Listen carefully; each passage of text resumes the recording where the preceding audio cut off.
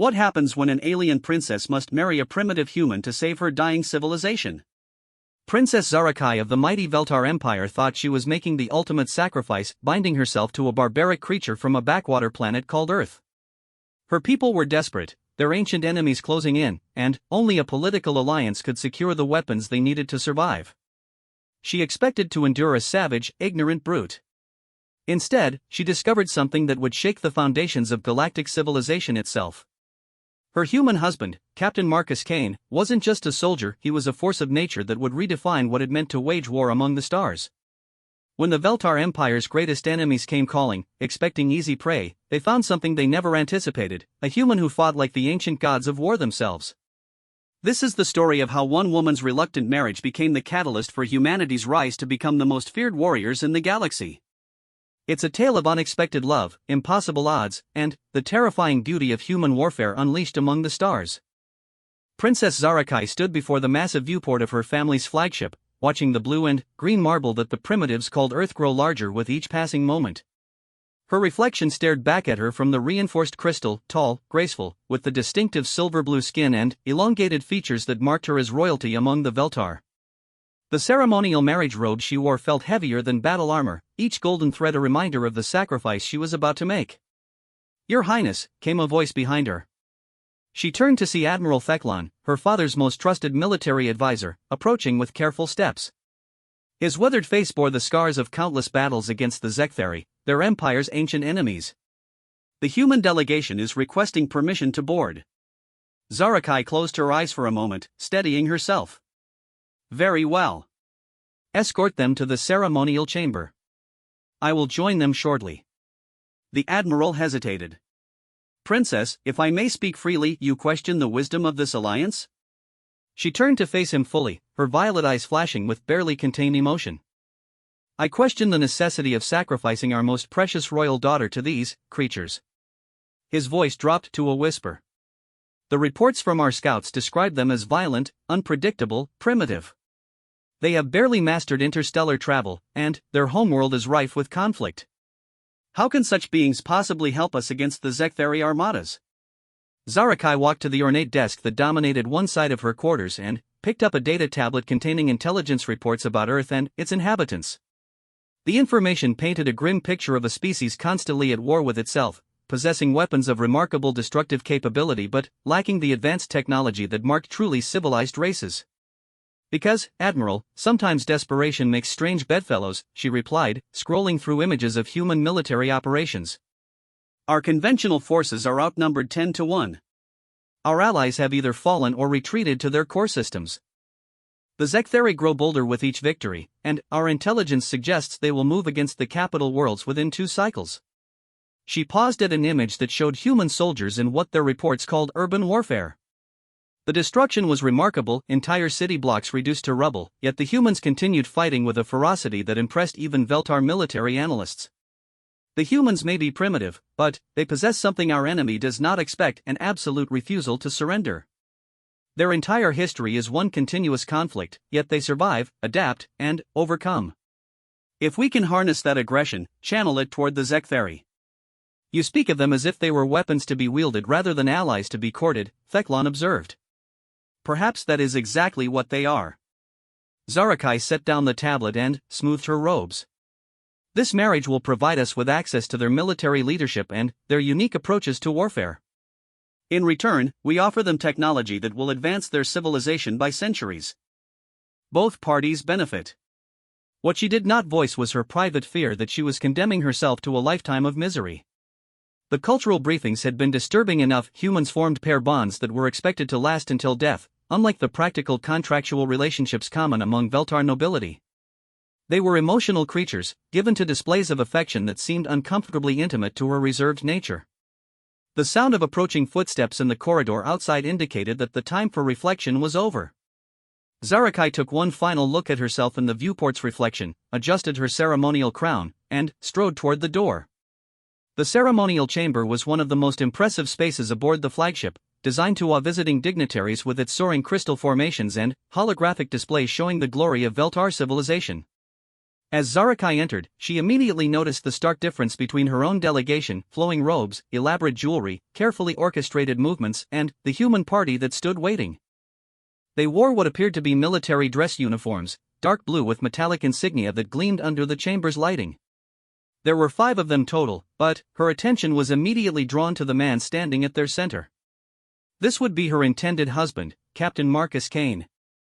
He was taller than she had expected, with broad shoulders that spoke of physical strength rather than the elegant proportions valued by her people.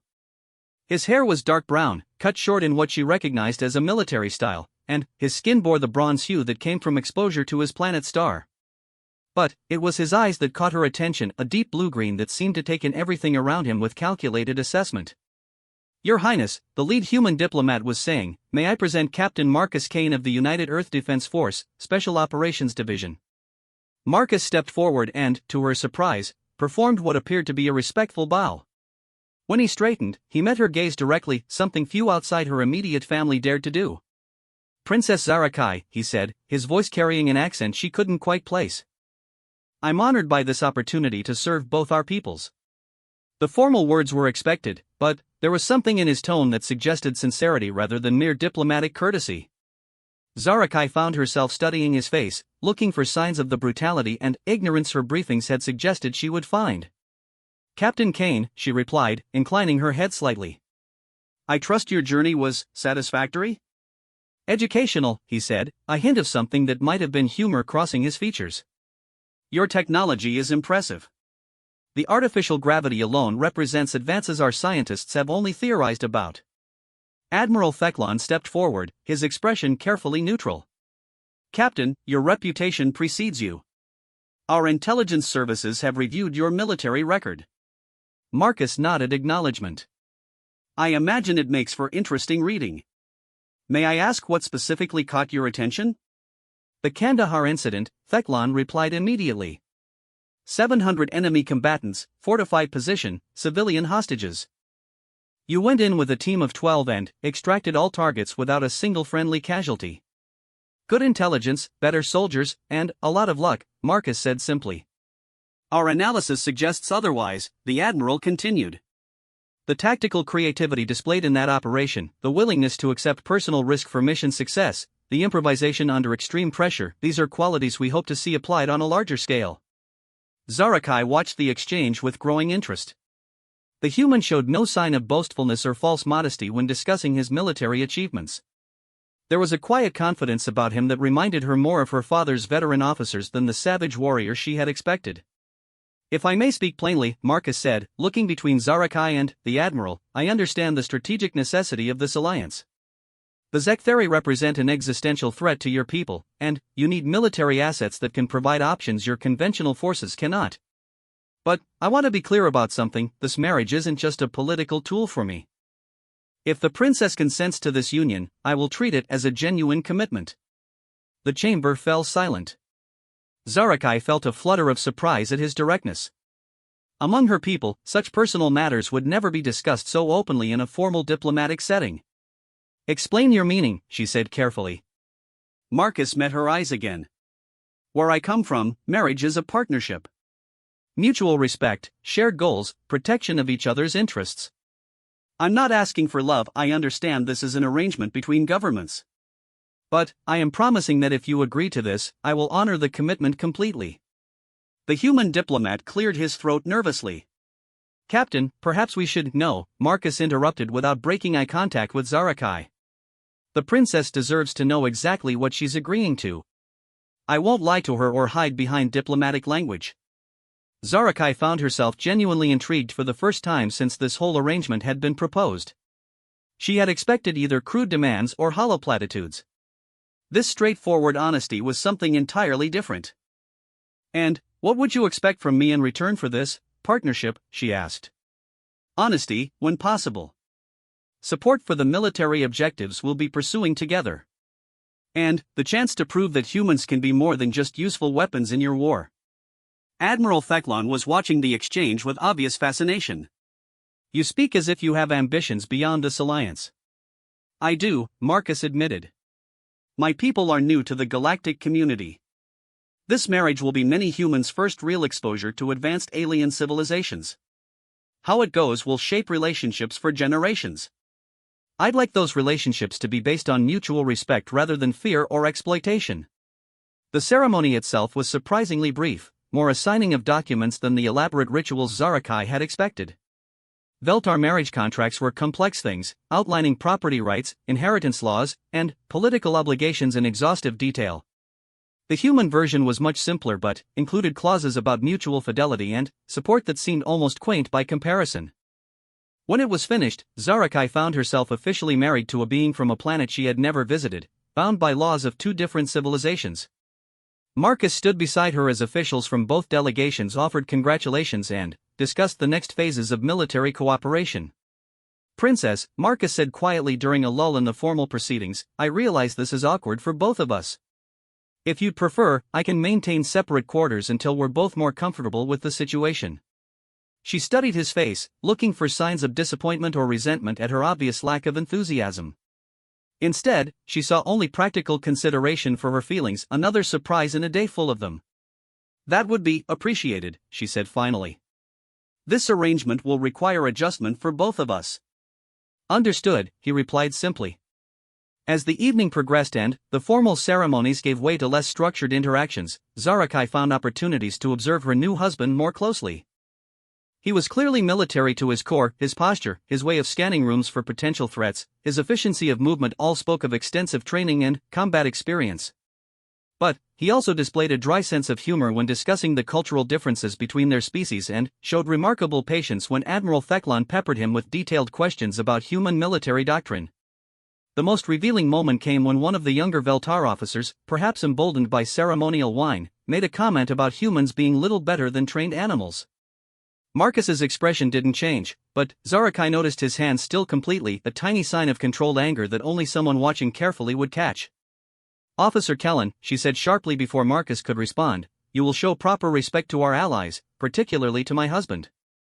The rebuke sent ripples of surprise through the gathered Veltar delegation. It was the first time she had referred to Marcus by his new relationship to her, and the protective edge in her voice was unmistakable. "Of course, Your Highness," the officer stammered. "I meant no disrespect." Marcus caught her eye and nodded slightly, acknowledgement of her intervention. In that moment, Zarakai realized that perhaps this arrangement might be more tolerable than she had feared. Her new husband was clearly no savage, despite his people's reputation. He was intelligent, disciplined, and apparently capable of both giving and inspiring respect. As the evening wound down and the various delegations began retiring to their quarters, Marcus approached her once more. "Princess, before we begin working together, there's something you should know about human military operations," he said quietly. "Which is? We don't fight like any other species you've encountered. Our tactics, our equipment, even our strategic thinking, it's all designed around assumptions that most galactic civilizations would consider extreme." "Explain." Marcus was quiet for a moment, choosing his words carefully. "Most species wage war to achieve political objectives with minimal losses. Humans wage war to win, regardless of cost.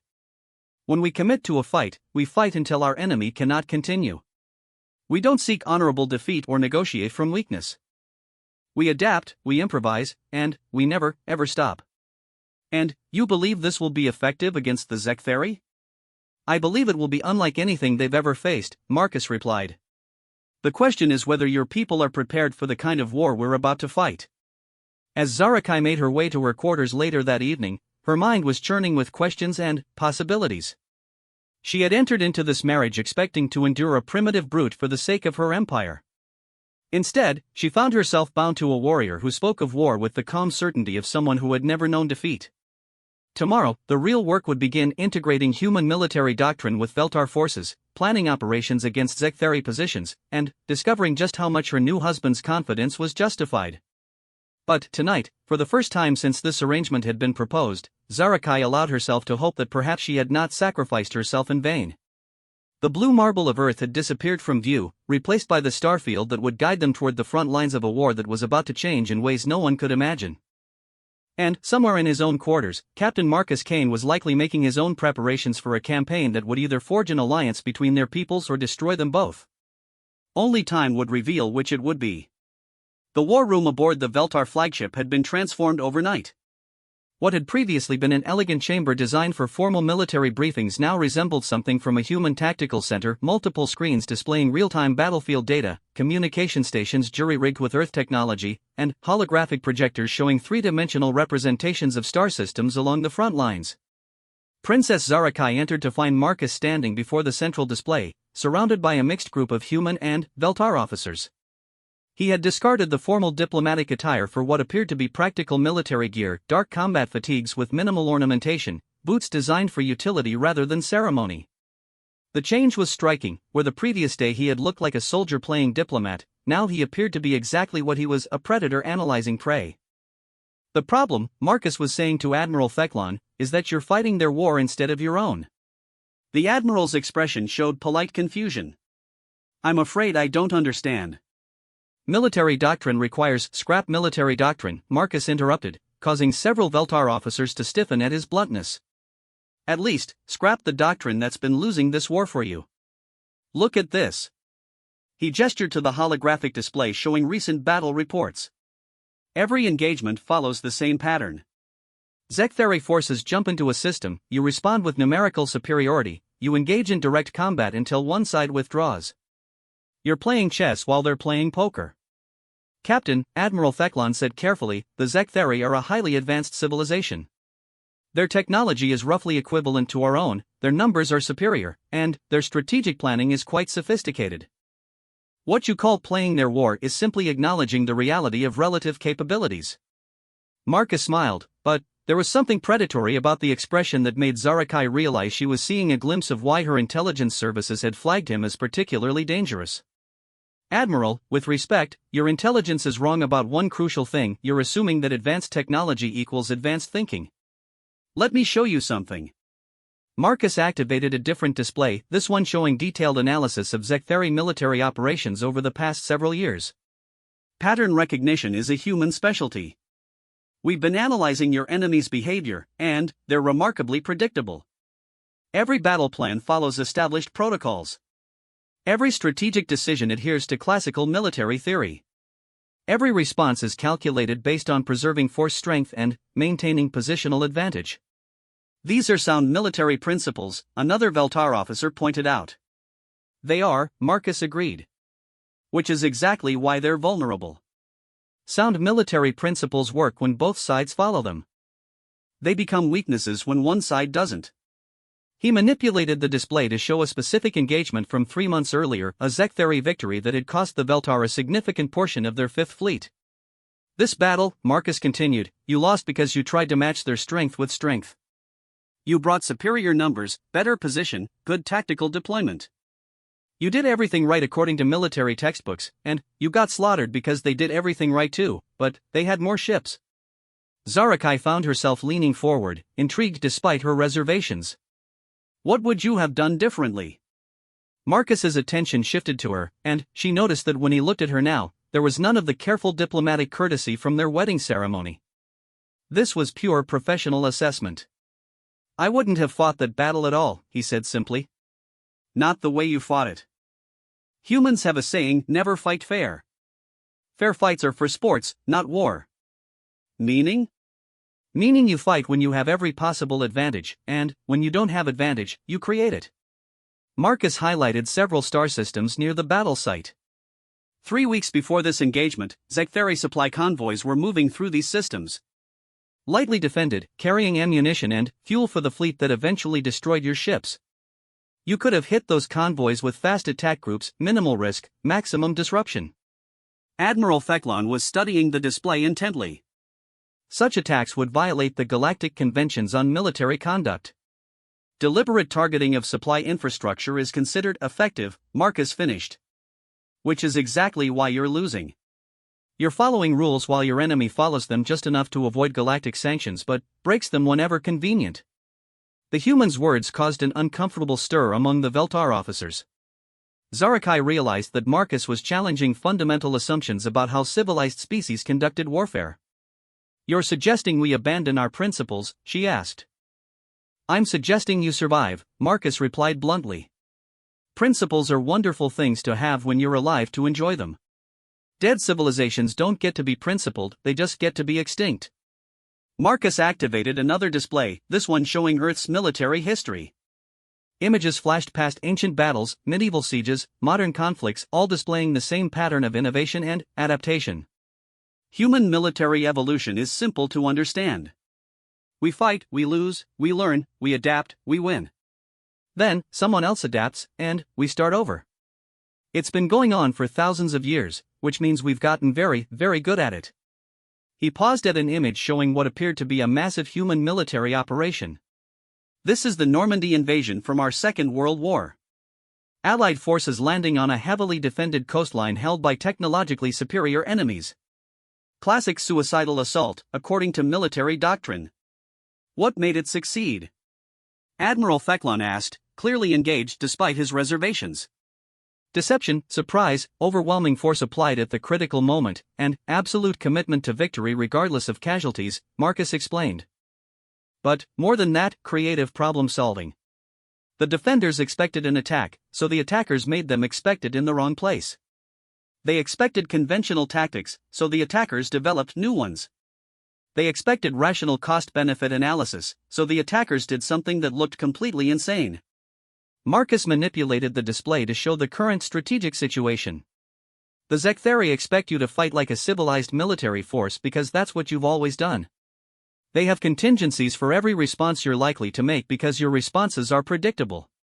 And human responses are not? Zarakai asked.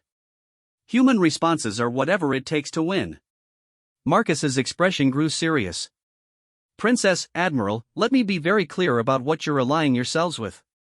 Human military doctrine doesn't recognize the concept of proportional response. If you threaten something we value, we don't match your threat, we eliminate your ability to threaten anything ever again. The room fell silent.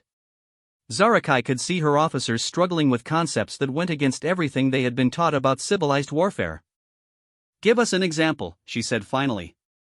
Marcus studied her for a moment, then activated a detailed star chart showing the current front lines. There, he said, highlighting a system called Zirian Prime. Zektheri forward operating base, heavily fortified, controlling access to 3 major hyperspace routes. Your forces have been trying to retake it for 8 months with conventional assault tactics. The fortifications are too strong, Admiral Fecklon explained. Any direct assault would result in unacceptable casualties. Exactly, Marcus agreed. So you don't assault it. You make it irrelevant. He expanded the display to show surrounding systems. Supply lines, communication relays, mining operations that feed the base's resource needs. Zirian Prime is only strong because it's supported by infrastructure across dozens of systems. Take away that infrastructure. The base becomes unsustainable, one of the younger Veltar officers breathed, understanding dawning in his expression. More than that, Marcus continued. It becomes a liability. The Zektheri would have to choose between abandoning a major strategic position or committing massive resources to defending supply lines across half a sector. But, the civilian casualties, Admiral Fecklon protested. The economic disruption to neutral systems would be minimal if you do it right, Marcus said. Disable infrastructure, don't destroy populations. Force evacuations instead of causing massacres. Make it clear that cooperation with Zektheri forces puts civilian infrastructure at risk while cooperation with Veltar forces ensures protection. Zarakai found herself both fascinated and disturbed by the cold logic of the approach. You're describing terror tactics. I'm describing war, Marcus replied simply. Terror tactics target civilians to achieve political goals. Military tactics target enemy capabilities to achieve strategic goals. The difference is targeting and intent. Over the next several hours, Marcus walked them through dozens of similar scenarios, each one demonstrating human approaches to military problems that seem to ignore conventional wisdom entirely. Feints within feints, attacks that looked like retreats, retreats that were actually advances, and always the underlying principle of forcing the enemy to respond to situations they weren't prepared for. The key, Marcus explained as the session drew toward midday, is understanding that your enemy's greatest strength is also their greatest weakness. The Zektheri are disciplined, organized, predictable, and very good at conventional warfare. All of those qualities become vulnerabilities when they face an enemy who refuses to fight conventionally. And, your people specialize in unconventional warfare? Zarakai asked. Our people specialize in surviving, Marcus corrected. We've been at war with something, disease, famine, other humans, hostile environments, predators, for our entire evolutionary history. We don't have the luxury of fighting correctly. We fight to live. Admiral Fecklon had been studying the tactical projections with growing interest. These strategies would require significant changes to our operational doctrine. Our officers would need retraining, our equipment would need modification, our entire command structure would need to adapt. Which brings us to the practical question, Marcus said, looking directly at Zarakai. Are you willing to authorize the changes necessary to win this war? Because I can show you how to defeat the Zektheri, but it won't look like the kind of war your people are accustomed to fighting. The question hung in the air like a challenge. Zarakai realized that this moment would define not just her marriage but the future of her entire civilization. Everything Marcus had shown them made sense from a purely logical standpoint, but implementing his suggestions would require abandoning military traditions that went back centuries. What would you need? She asked finally. Complete tactical autonomy for human advisory teams embedded with your fleet commanders. Authority to implement new operational procedures without requiring approval from the bureaucracy. And, most importantly, agreement from your leadership that winning this war takes precedence over maintaining comfortable illusions about civilized warfare. The implications were staggering. Marcus wasn't just offering military advice, he was proposing a fundamental transformation of how the Veltar approached conflict. The political challenges alone Admiral Fecklon began. Will be irrelevant if the Zektheri overrun your core systems, Marcus interrupted. Admiral, with respect, you're facing extinction. Political convenience is a luxury you can no longer afford. Zarakai walked to the main viewport, looking out at the stars that held both allies and enemies. Her father had authorized this marriage alliance because conventional approaches had failed. Perhaps it was time to acknowledge that conventional thinking had failed as well. Captain, she said without turning around, your proposals would fundamentally alter the nature of this conflict. Yes, they would, Marcus agreed. The question is whether you prefer a fundamentally altered conflict that you win, or a conventionally fought conflict that you lose. She turned back to face him. And, if your methods prove ineffective? If human military doctrine fails against an enemy you've never faced? For the first time since entering the war room, Marcus smiled with what appeared to be genuine amusement. Princess, human military doctrine has never faced an enemy we couldn't eventually defeat. We might lose battles, we might take heavy casualties, but we don't lose wars. We don't have that option, there's nowhere to retreat to. Explain. Most galactic civilizations have multiple systems, backup plans, places to rebuild if their core territories fall. Humans have one system, one planet, nowhere to run. When we fight with the absolute knowledge that defeat means extinction. That knowledge changes everything about how you approach conflict. The implications of what he was saying slowly sank in. Zarakai realized that she hadn't just married a human, she had bound her people to a species that viewed every conflict as a fight for survival. Very well, she said finally. You will have your authority. But, Captain, she met his eyes directly. I will hold you personally responsible for the consequences of these changes. If your methods succeed, you will have earned the gratitude of my people. If they fail, Princess, the question of responsibility will be academic, Marcus replied. Because we'll all be dead. As the formal briefing ended and officers began filing out to implement the first phases of Marcus's recommendations, Zarakai found herself alone with her new husband for the first time since their wedding ceremony. Marcus, she said, using his first name deliberately, what you've shown us today, is this truly how humans wage war? This is how humans survive, he replied. War is just one of the methods we use. And, you believe these methods will be sufficient against the Zektheri? Marcus was quiet for a long moment, studying the star charts that still glowed on the main display. Princess, I believe your enemies are about to discover what it means to fight a species that has never known peace. The certainty in his voice was absolute, and, for the first time since the Zektheri threat had emerged, Zarakai allowed herself to hope that perhaps her people might not only survive, but prevail. 3 weeks after the war room transformation, Zarakai stood on the bridge of the strike cruiser Velnath, watching the final preparations for Operation Shadowfall, the first military action planned entirely according to human tactical doctrine. The irony wasn't lost on her that she was about to witness her husband's theories put to their ultimate test while he remained aboard the flagship, coordinating multiple simultaneous operations across the sector. Princess, Commander Sar then reported from his station, all strike teams are in position. We have confirmation that the Zektheri supply convoy is maintaining schedule through the Helios system. Zarakai nodded, her attention focused on the tactical display that showed positions throughout the target system. What they were about to attempt would have been considered impossible under traditional Veltar military doctrine, a coordinated strike against 17 different targets spread across 4 star systems, all timed to occur within a 6-hour window. Communications from Captain Kane, she asked. Standing by on encrypted channel 7, Your Highness, the communications officer replied. Open the channel. Marcus's voice came through clearly, though she could hear the background noise of the flagship's tactical center. Princess, all teams report ready. Zektheri forces are maintaining standard defensive postures, no indication they suspect anything unusual. Confirmed. Begin Phase 1 on your mark. Understood. Initiating Phase 1 in 3, 2, mark. Across the Helios system, the first stage of Operation Shadowfall began with precision that would have impressed even Veltar strategists. But what followed demonstrated the fundamental difference between human and galactic approaches to warfare. Instead of the massed fleet engagement that both sides had come to expect, small human-advised strike teams began hitting targets that appeared almost random to conventional military thinking. Communication relays, fuel depots, automated mining stations, navigation beacons, infrastructure that seemed strategically irrelevant suddenly became the focus of coordinated destruction. Phase 1 targets neutralized, came the report from Strike Team Alpha. Moving to Phase 2 positions.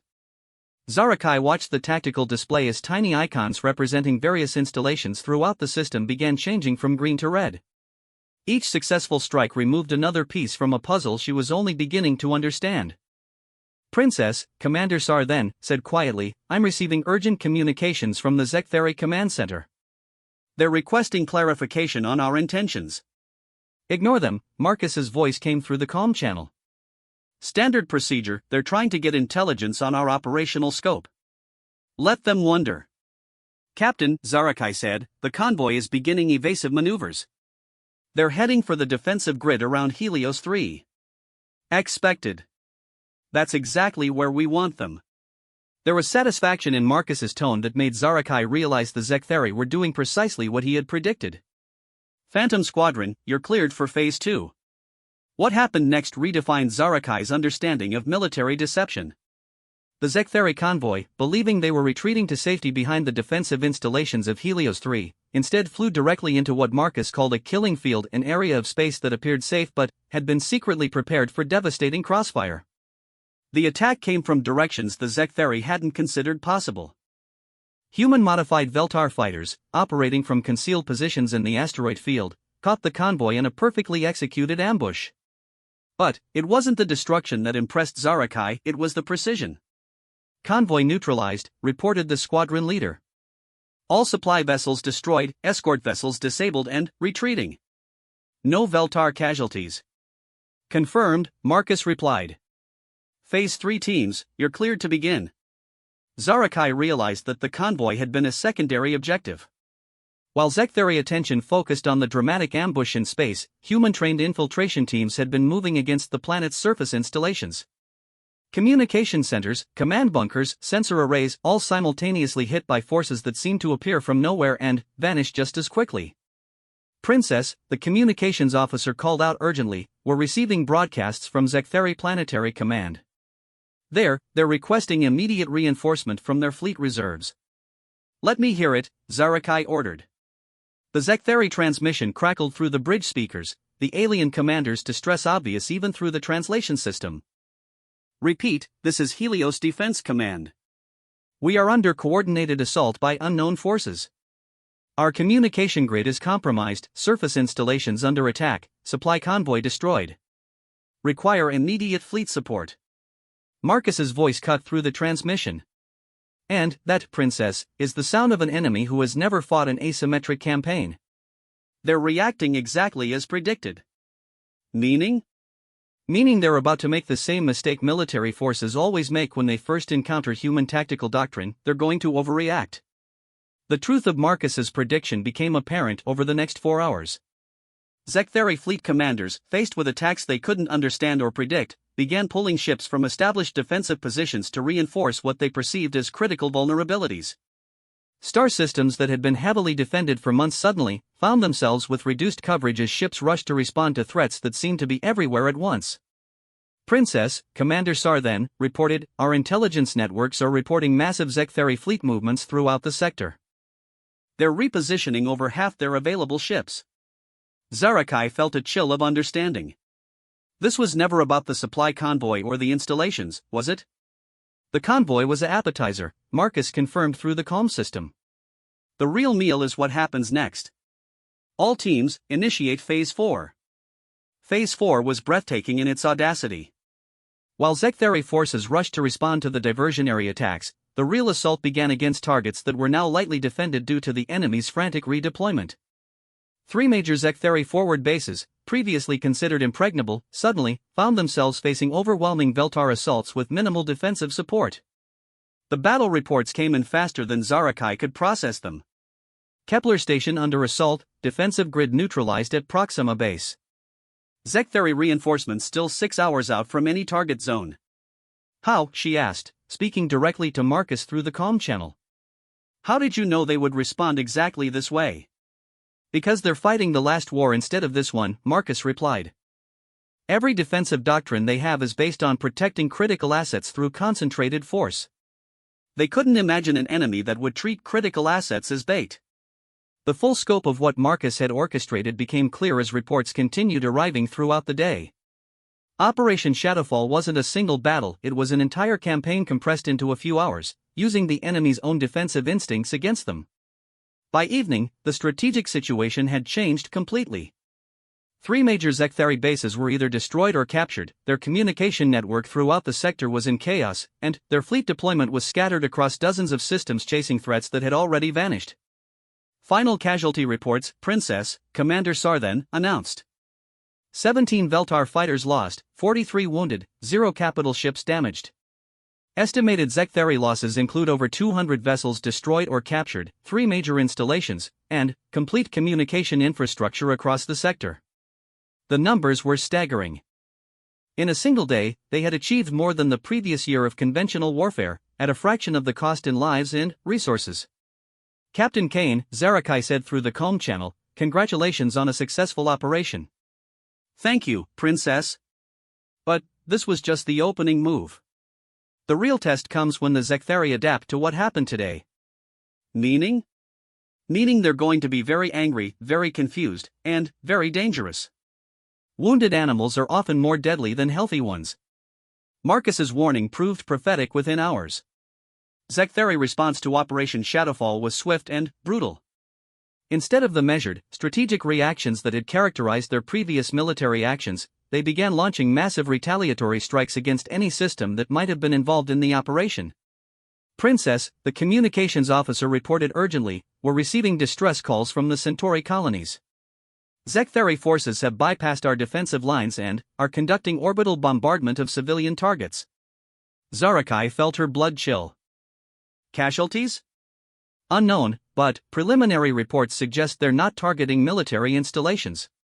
They're hitting population centers, agricultural facilities, civilian infrastructure. Marcus's voice came through the comm channel, grim and focused. They're trying to force us back into conventional warfare by raising the stakes. Classic escalation doctrine: if you can't match your enemy's tactical innovation, change the nature of the conflict. Can we respond? We can, but not the way they expect. Princess, you need to understand something about human strategic thinking. When an enemy targets civilians, it doesn't make us cautious, it removes our restraints. The implications of his words were both promising and terrifying. Zarakai realized that the Zektheri bombardment of civilian targets had just triggered whatever human concept of warfare Marcus had been holding in reserve. What are you proposing? Total war, Marcus replied simply. No more limited objectives, no more proportional responses, no more fighting by galactic conventions. The Zektheri just declared that this conflict has no rules. I suggest we take them at their word.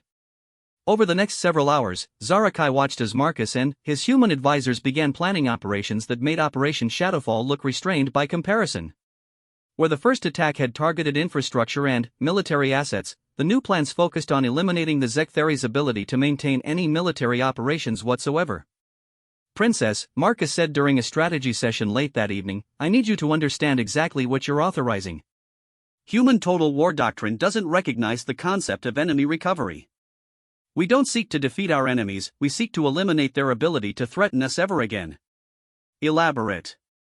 Industrial capacity, military infrastructure, command and control, communication networks, transportation systems, resource extraction, technological research, educational institutions that train military personnel, all legitimate targets.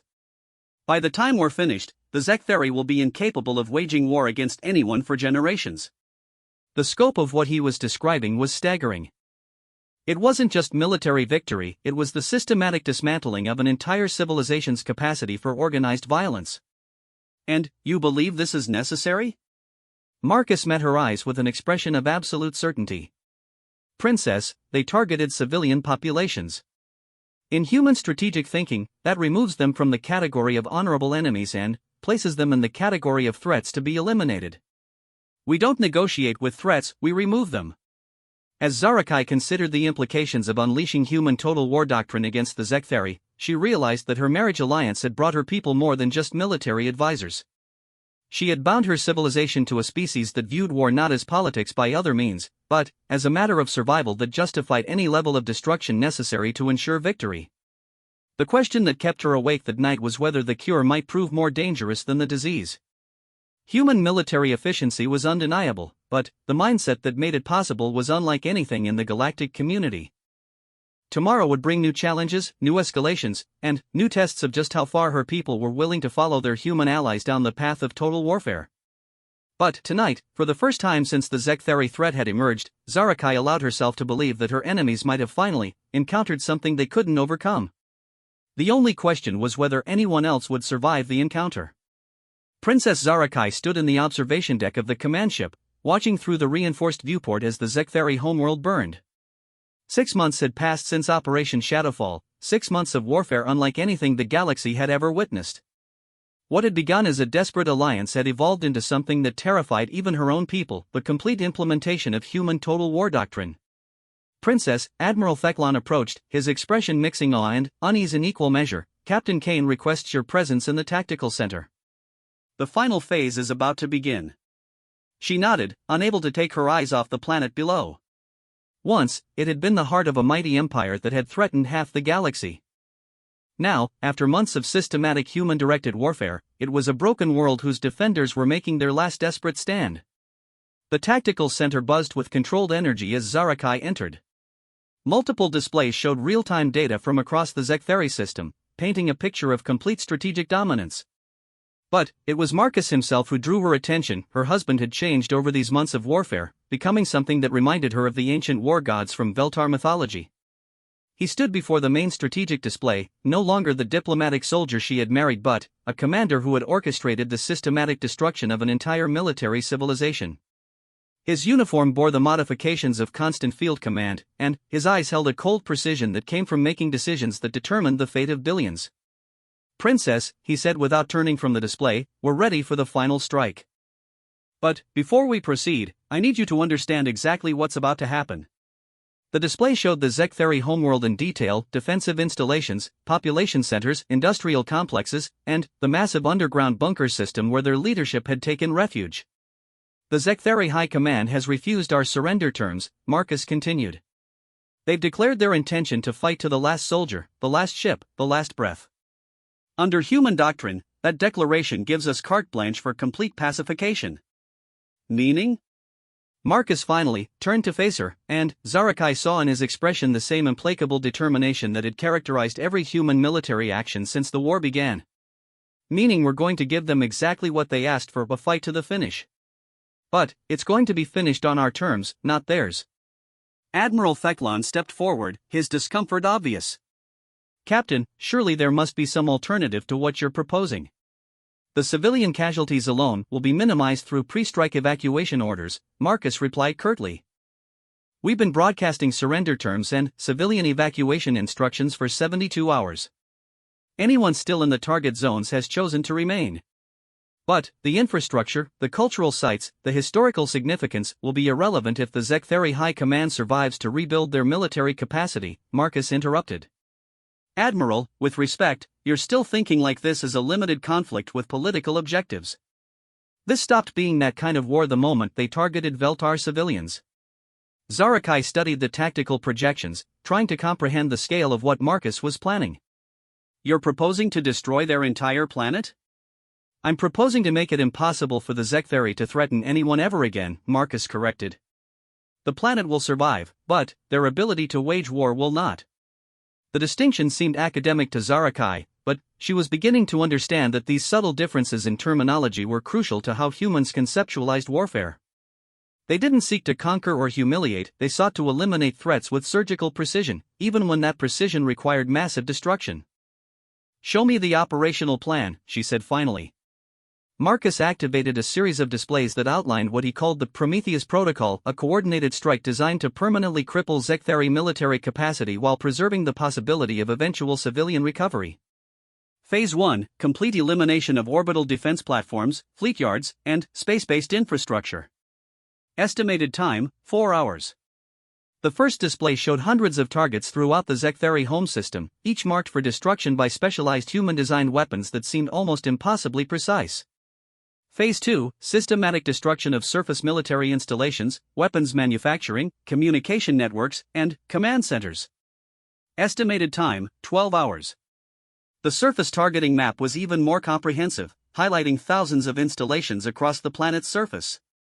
But Zarakai noticed something significant: civilian areas were carefully marked as exclusion zones. Phase 3, neutralization of underground command bunkers and military research facilities. Estimated time, 6 hours. This was the part that made Zarakai's blood run cold. The underground installations were buried so deep that reaching them would require weapons capable of devastating geological damage. Marcus, she said quietly, what you're describing, the weapons necessary to penetrate those bunkers, will cause massive seismic disruption. Yes, Marcus acknowledged. The Zektheri High Command chose to build their final stronghold beneath major population centers, hoping we wouldn't be willing to risk civilian casualties. They miscalculated. You're willing to cause those casualties? Marcus met her eyes directly.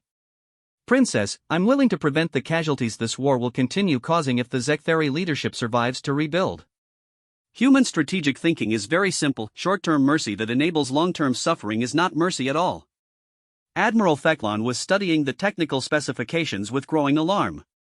Captain, these weapon yields, some of these devices are barely smaller than stellar destruction ordnance. They're precisely the right size for their intended targets, Marcus replied. We don't use more force than necessary, but we use exactly as much force as the mission requires. The conversation was interrupted by urgent communication from the fleet's reconnaissance units. Princess, we have movement from the Zektheri defensive fleet. They're launching what appears to be a final assault against our position. Marcus moved to the tactical display with fluid precision. How many ships? Approximately 800 vessels, including their remaining dreadnoughts. They're broadcasting challenges for single combat with our fleet commanders. Single combat, Marcus repeated with what might have been amusement. They still don't understand what they're fighting. Zarakai watched as her husband began coordinating the response to the Zektheri final assault. What followed was a masterclass in the difference between human and galactic approaches to space combat. Instead of the massive fleet engagement that the Zektheri expected, and that Veltar doctrine would have provided, Marcus implemented what he called a distributed response network. Rather than meeting their charge with equivalent force, he scattered his fleet into dozens of small units that began hitting the Zektheri formation from unexpected directions.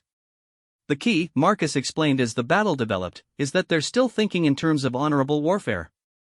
They want a glorious last stand, a heroic final battle that will be remembered in history. We're giving them clinical elimination by superior tactics. The Zektheri formation, designed for massive frontal assault, began falling apart under attacks that came from angles they hadn't considered. Human-advised strike teams used the enemy's own momentum against them, turning their charge into a series of isolated engagements that could be dealt with piecemeal. Zektheri casualties mounting rapidly, reported the tactical officer. Their formation is completely disrupted. Several dreadnoughts requesting permission to withdraw. Denied, Marcus said simply. Full pursuit. No survivors. The word sent a chill through the bridge. Admiral Fecklon stepped forward. Captain, surely quarter can be offered to ships attempting to surrender. No, Marcus replied with absolute finality. They had their chance for surrender before the battle began. Once you engage in combat, you commit to the consequences.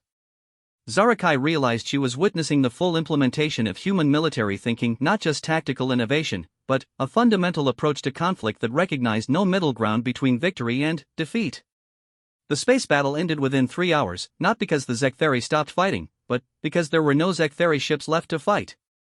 800 vessels reduced to debris fields and electromagnetic signatures, destroyed with losses of less than 30 Veltar ships. Princess, Marcus said as the last enemy contacts disappeared from the tactical display, were ready to proceed with the Prometheus protocol. Final authorization required. This was the moment Zarakai had been dreading since the war began, the point where she would either authorize actions that would haunt her for the rest of her life, or watch her people face the possibility of Zektheri resurgence in the future. Marcus, she said quietly, is there absolutely no alternative? There is always an alternative, he replied. We could accept conditional surrender, allow the Zektheri leadership to retain some authority, establish monitoring systems and hope they comply with restrictions. In 50 years, maybe 100, they would rebuild and we would face the same choice again. Except next time, they would know our tactics. And, you believe that justifies what you're proposing? Marcus was quiet for a long moment, studying the planetary display that showed billions of lives hanging in the balance of their decision. Princess, human history is full of conflicts where mercy to enemies enabled future atrocities.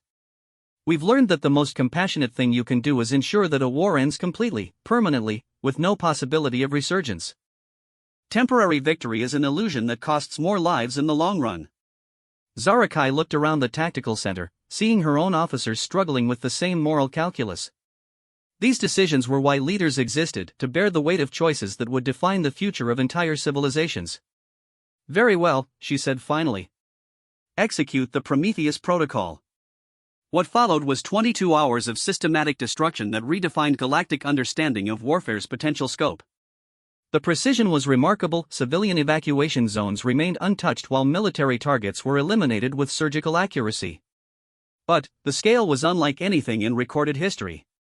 When it was over, the Zektheri homeworld remained habitable, but their capacity for organized military action had been eliminated so completely that recovery would take centuries, if it occurred at all. Final report, Marcus announced as the last strike team returned to the fleet. All primary and secondary targets neutralized. Zektheri High Command confirmed eliminated. Military infrastructure destruction 97% complete. Estimated civilian casualties less than 3% of planetary population. The numbers were clinical, but Zarakai understood their significance. Her husband had just orchestrated the effective end of a galactic power that had threatened half the known galaxy, and done so with precision that minimized unnecessary suffering while ensuring permanent results.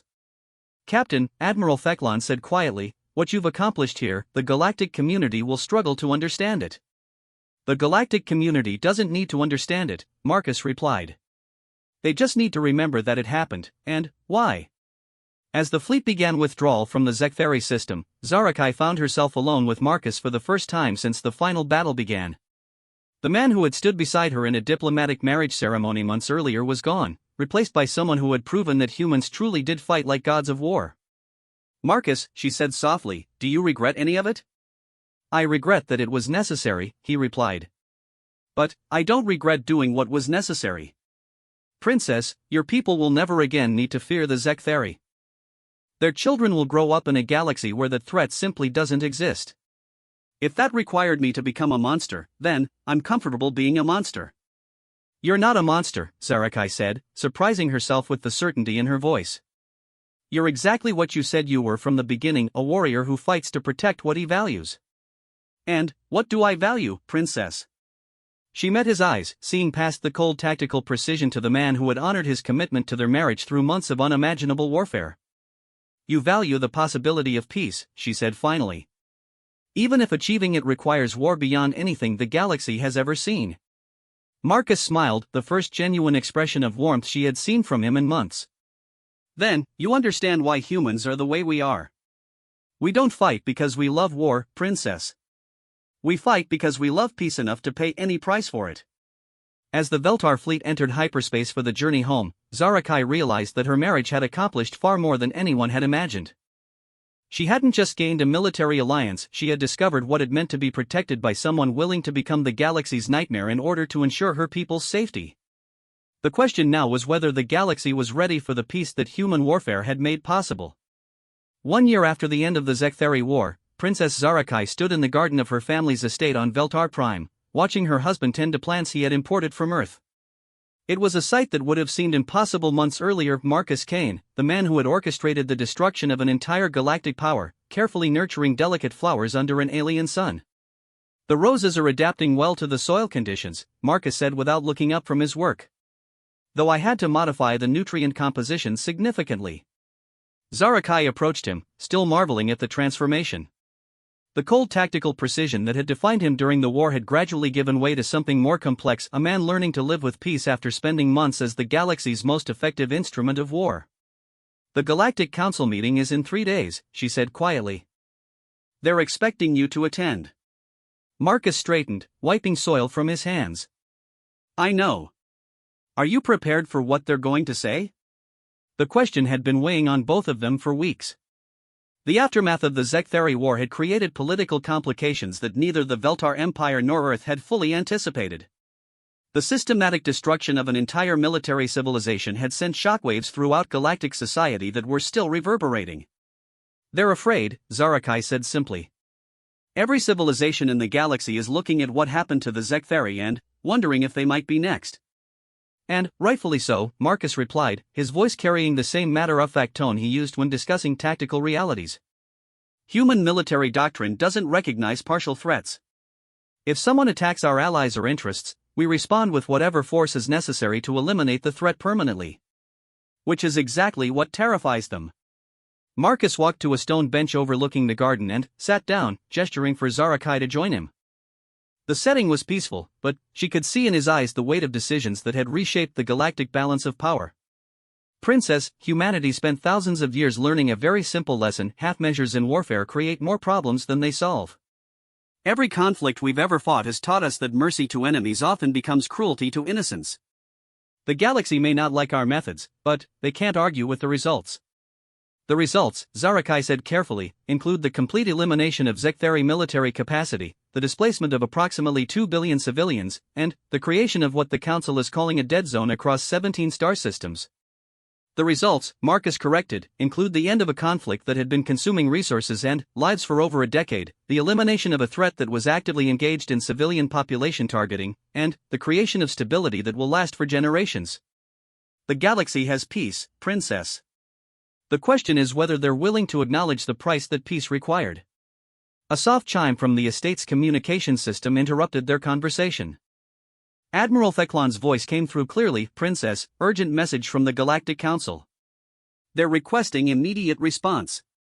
Put it through, Zarakai replied. The holographic projection that materialized showed Chancellor Vorthak of the Galactic Council, his expression grave. Princess Zarakai, Captain Kane. The Council has completed its investigation into human military actions during the recent conflict. Marcus didn't stand or show any particular deference to the Galactic Authority, something that Zarakai noticed the Chancellor observed with obvious disapproval. Chancellor, Marcus said simply. I assume you have questions. We have concerns, Captain. Serious concerns about the implications of human military doctrine for galactic stability. The systematic destruction of Zektheri civilization has created precedents that many council members find disturbing. What specifically concerns you? Zarakai asked, though she suspected she knew the answer. The totality of the response, Princess.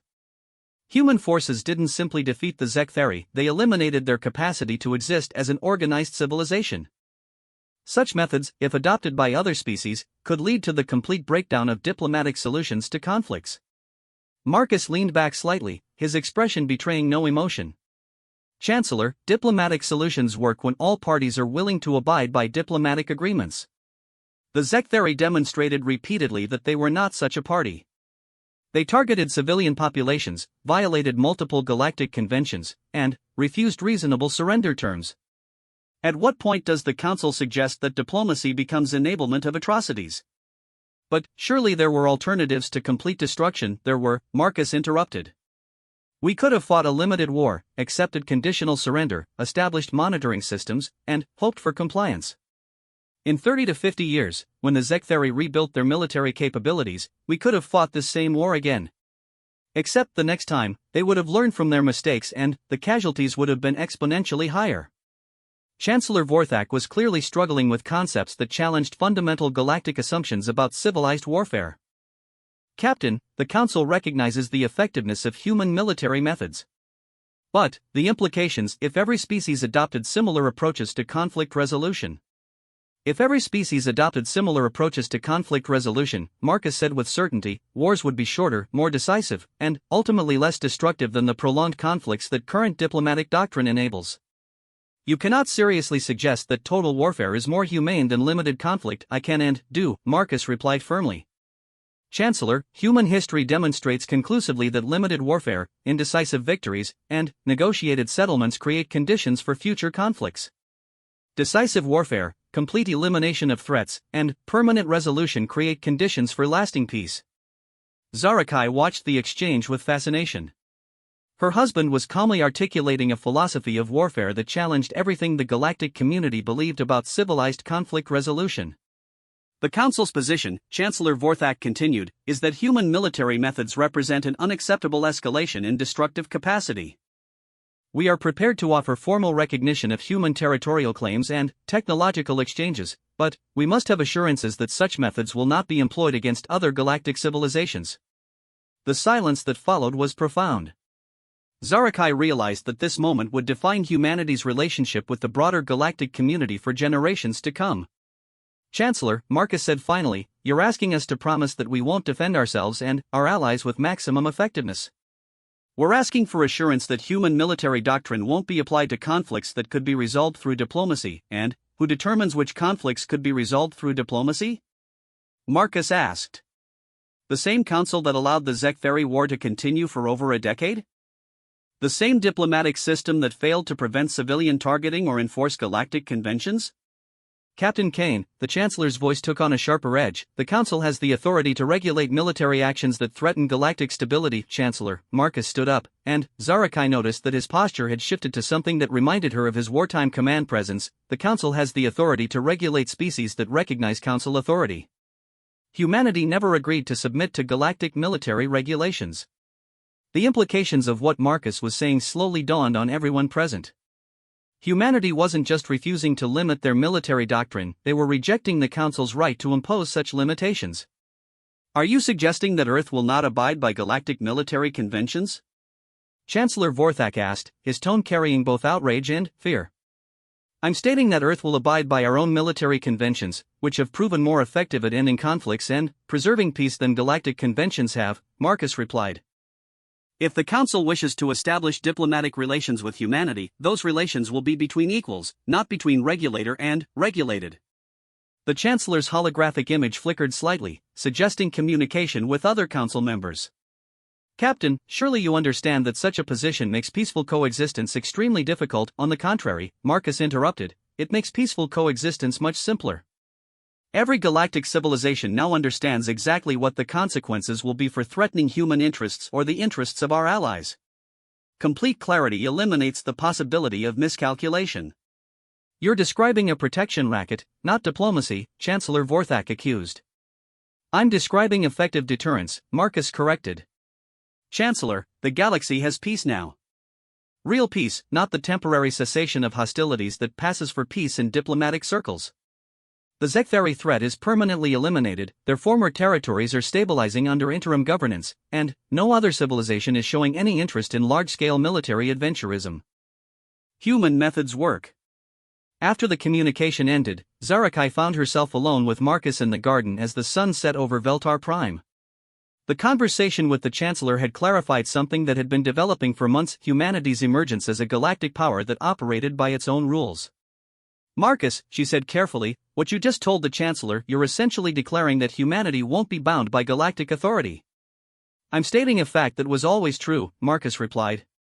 Princess, humanity didn't seek membership in the galactic community. We were brought in as military contractors to solve a problem that galactic diplomacy couldn't handle. Having solved that problem, we're not going to submit to regulations that would prevent us from solving similar problems in the future. And, if that leads to conflict with the Council? Marcus was quiet for a long moment, looking out over the garden where earth plants grew beside Veltar flowers in carefully tended harmony.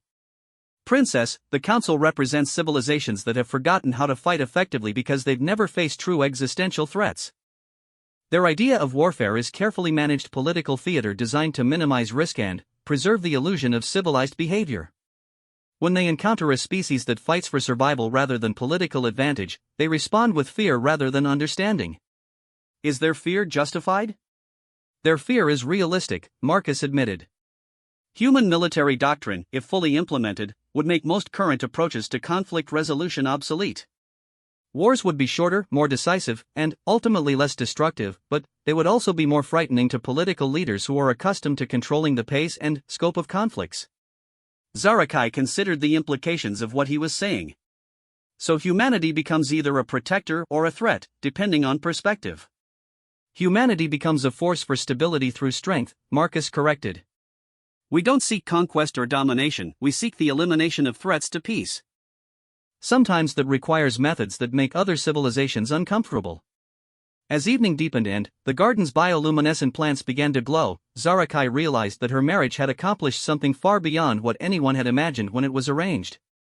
She hadn't just gained a military alliance, she had bound her people to a species that would reshape the fundamental nature of galactic civilization. Marcus, she said softly, do you ever wonder if we've unleashed something we can't control? He turned to look at her, and, in the soft light of the garden, she saw not the tactical commander who had orchestrated the destruction of the Zekthari, but the man who had honored his commitment to their marriage through months of impossible decisions. Princess, the only thing we've unleashed is the possibility of genuine peace. For the first time in galactic history, potential aggressors have to consider whether their objectives are worth facing complete elimination. That's not chaos, that's stability through clear consequences. And, if other species adopt similar military doctrines? Then, wars will become too costly to fight except under the most extreme circumstances, Marcus replied. Which means there will be fewer wars, not more. Human military thinking isn't about increasing violence, it's about making violence so definitively decisive that it becomes a last resort rather than a political tool. The sound of approaching footsteps interrupted their conversation. Admiral Fecklon emerged from the estate, his expression mixing respect and residual unease in proportions that had become familiar over the months since the war ended. Princess, Captain, he said formally, I have the final casualty reports from the Zekthari reconstruction efforts. How are the civilians adapting? Zarakai asked. Better than expected, the Admiral admitted. Humanitarian assistance is being well received, infrastructure reconstruction is proceeding ahead of schedule, and interim governance structures are showing remarkable stability. Which proves what we've said from the beginning, Marcus observed. Decisive military action, followed by consistent humanitarian assistance, creates better conditions for civilian populations than prolonged conflicts that destroy infrastructure gradually while maintaining the illusion of civilized restraint. Admiral Fecklon nodded reluctantly. The preliminary reports suggest that civilian living standards in former Zekthari territories are actually improving compared to pre-war conditions. Because, Marcus continued, we eliminated the resource drain of maintaining a massive military infrastructure, removed the leadership that was prioritizing military expansion over civilian welfare, and replaced both with governance focused on reconstruction and stability. As the evening concluded and they prepared to return to the estate, Zarakai reflected on the transformation of her understanding over the past months. She had married a human military officer expecting to endure a savage for the sake of political necessity. Instead, she had discovered a partner whose commitment to protecting what he valued had redefined her people's place in the galaxy. Marcus, she said as they walked toward the estate, what happens now? The war is over, the threats are eliminated, and the galaxy is adjusting to new realities. What does a god of war do in peacetime? Marcus smiled, the expression carrying warmth that had been absent during the months of conflict. He tends his garden, Princess. He helps build something worth protecting. And he stands ready to defend it if anyone is foolish enough to threaten it. And the galaxy accepts this new order? The galaxy learns to live with it, Marcus replied simply. Because the alternative is discovering firsthand why human military doctrine is as effective as it is. As they entered the estate, Zarakai realized that her marriage had created something unprecedented in galactic history, a partnership between civilizations that combined diplomatic sophistication with military effectiveness so complete that it redefined the meaning of both diplomacy and warfare. The question that would occupy historians for generations was whether humanity had saved galactic civilization or fundamentally altered it beyond recognition.